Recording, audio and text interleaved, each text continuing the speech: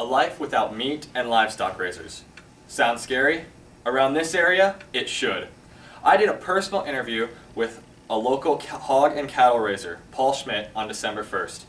He says that PETA has caused many problems for him in the past and makes it harder for him to grow in productivity in the future. The general idea that PETA has is a good one: protect animals from harm and abuse. But they have taken their ideas to extreme measures. Because of this, PETA needs to be monitored closely. Today I will tell you some of PETA's ideas, the problems they would cause, and monitoring PETA. PETA stands for Ethical Treatment of Animals. People for the ethical treatment of animals. PETA has many ideas for the treatment of animals. Not all of these are completely ethical though. But not all are completely horrible either. With the human population growing so quickly, animals need to be protected from harm and abuse.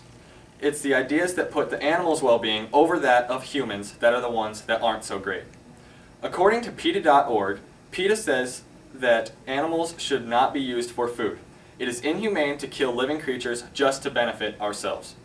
With the growing number of people in our world, more animals are being confined to smaller places and are being raised just to be slaughtered. According to MSN.com on January 25, 2007, they also say that the use of gestation stalls and farrowing crates for breeding hogs is not humane, since there is no room for the sows to turn around. According to DiscoverMagazine.com on June 30, 2011, PETA says that the use of animals in experimentation is wrong. They say that if we wouldn't try these things on humans, we should not try them on animals either. Lastly, PETA says that the use of clothing from animals is wrong, that we should not kill them just for their furs. But fixing these issues would cause more problems. Following PETA's ideas would be harmful to most everyone. Not being able to use animals would destroy livestock raisers. In my interview with Paul Schmidt, I asked him what he would do if he could no longer breed hogs and fatten cattle. He told me that he would not make it. He said it would be the end for his family's well-being. He said without his livestock to provide his family with food and money, there would be no way to survive. If farmers could no longer raise meat providing animals, there would be a nationwide diet change. People would have no meat in their diet and could potentially get deficient in protein and other minerals and vitamins that come in meat.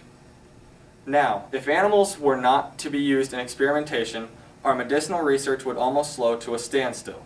Most labs use mice or rats for experimentation.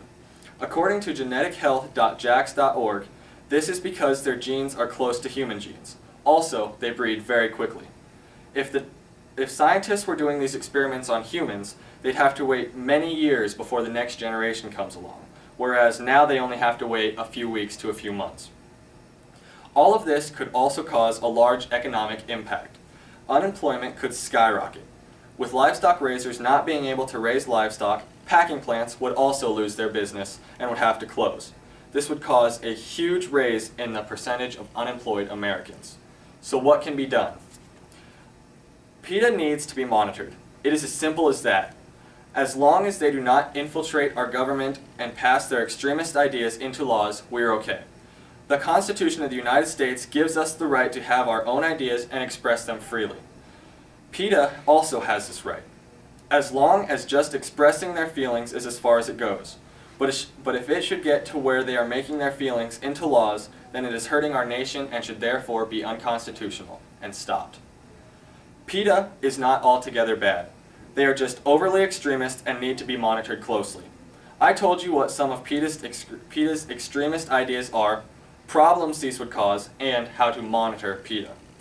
So, if you want to support them, you need to know if you can change your daily life that much to fulfill their desires, and you must know, can you live without meat?